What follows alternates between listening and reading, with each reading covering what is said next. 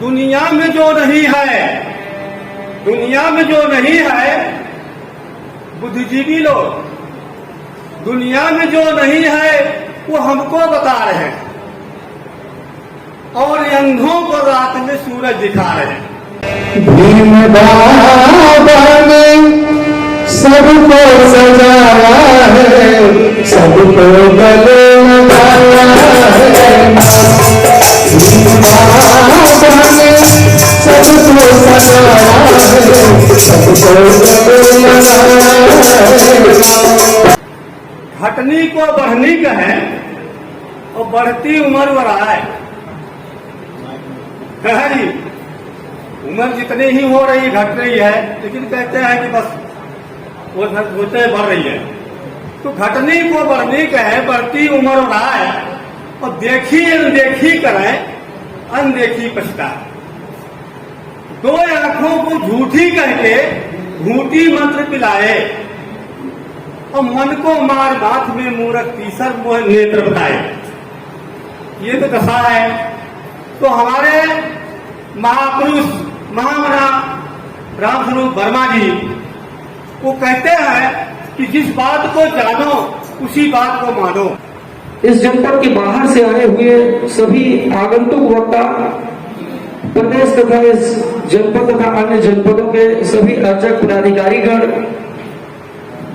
इस कार्यक्रम में उपस्थित सभी अन्य अतिथिगण और विशेष रूप से माताएं एवं बच्चियां, इनका ऐसे कार्यक्रमों में उपस्थित होना बहुत ही आवश्यक है, क्योंकि जिस तरीके की ये विचारधारा, जिस तरीके का ये मिशन है, जिस तरीके का ये जीवन प्रणाली है, वो हमारे परिवार के मातृ मुखिया से बहुत ही नजदीक रूप से जुड़ा हुआ है।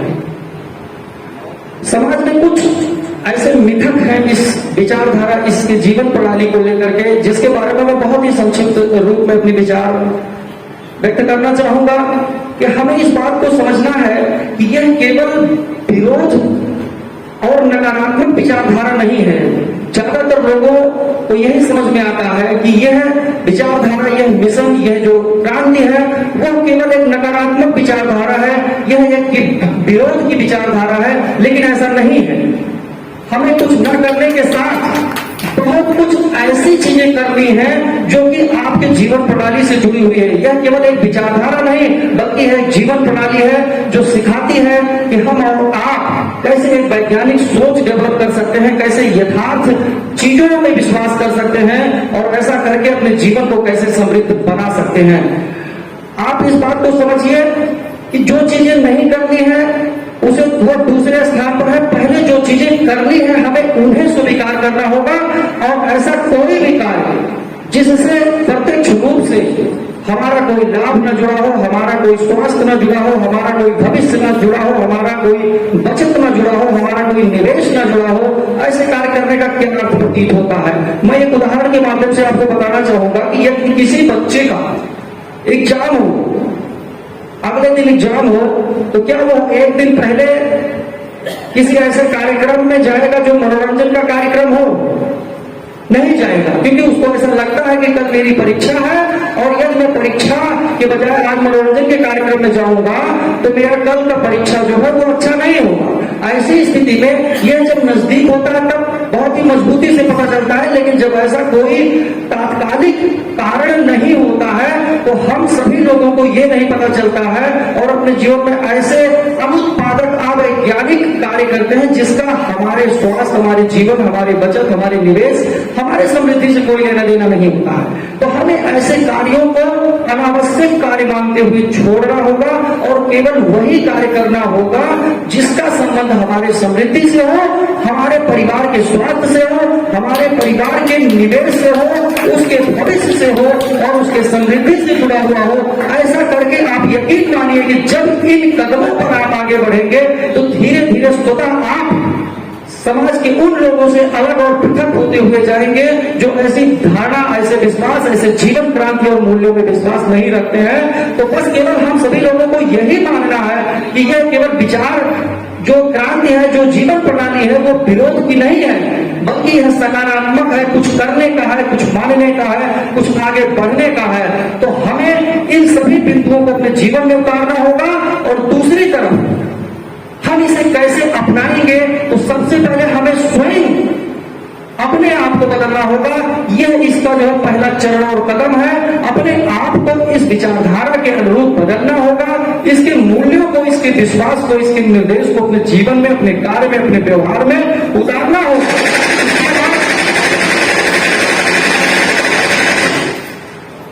इसके बाद हमें अपने परिवार में इसको लाना होगा। परिवार में मातृशक्ति की महत्वपूर्ण भूमिका है, क्योंकि कहा जाता है कि बच्चों की प्रथम शिक्षिका माता होती है, तो उनको भी जो है इस विचारधारा से जोड़ना होगा। जहां संभव हो सके हम सभी लोग माताओं को, बहनों को, अपने पत्नियों को, सभी लोगों को ऐसे कार्यक्रमों में ले जाना चाहिए। वो भी उस विचारधारा को सुने, देखें और उसके द्वारा जो भी अलग अलग महापुरुषों ने अपने जीवन में काम किया है उससे परिचित हो। अपने परिवार के साथ साथ अपने आसपास रहने वाले लोग, अपने परिचितों को ये विचारधारा दीजिए, उसे परिचित कराने का प्रयास कीजिए। और एक और महत्वपूर्ण बात है, जब कोई बात विचारधारा के स्तर पर परिवर्तित होती है, जैसा कि अभी हमारे एक और आदरणीय पूर्व वक्ता ने कहा कि यह एक क्रांति है। क्रांति का मतलब परिवर्तन नहीं बल्कि आमूलचूल बदलाव होता है, जिससे कि ये व्यवस्था हमारे लिए, हमारे समृद्धि का विषय बन सकता है। तो इसमें हमें इस बात को समझना होगा कि बहुत उतावलेपन की जरूरत नहीं है, क्योंकि इसमें परिवर्तन बहुत धीरे धीरे होता है। जैसे किसी मकान का निर्माण करना हो तो वो एक भौतिक स्वरूप होता है और उसे हम एक निश्चित समय में, एक निश्चित श्रम के माध्यम से बदल सकते हैं, लेकिन विचारधारा का परिवर्तन अत्यंत दीर्घकालिक होता है। इसमें धैर्य की जरूरत है, इसमें लगे रहने की जरूरत है, कार्य करने की जरूरत है। और जब आप 25 लोगों को बताएंगे, 50 लोगों को बताएंगे, तब उसमें 1 और 2 लोग आपकी विचारधारा के अनुरूप कार्य और व्यवहार करेंगे। तो 2 पंक्तियों के साथ मैं इस विचारधारा को अंत में जो है अपनी वाणी को समाप्त करता हूं कि वक्त की गर्दिशों का कभी गम नहीं करते हैं, वक्त की गर्दिशों का कभी गम नहीं करते हैं, क्योंकि मिसाल हमेशा वक्त की मुश्किलों में बना करते हैं। बहुत बहुत धन्यवाद।